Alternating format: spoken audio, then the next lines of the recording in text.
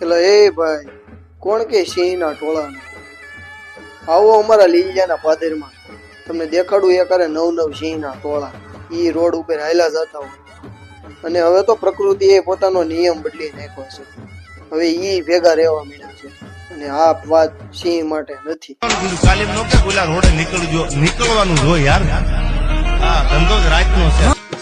ડુંગર થી તડતી ઘાટ ઉતરતી પડતી પડતી આખડતી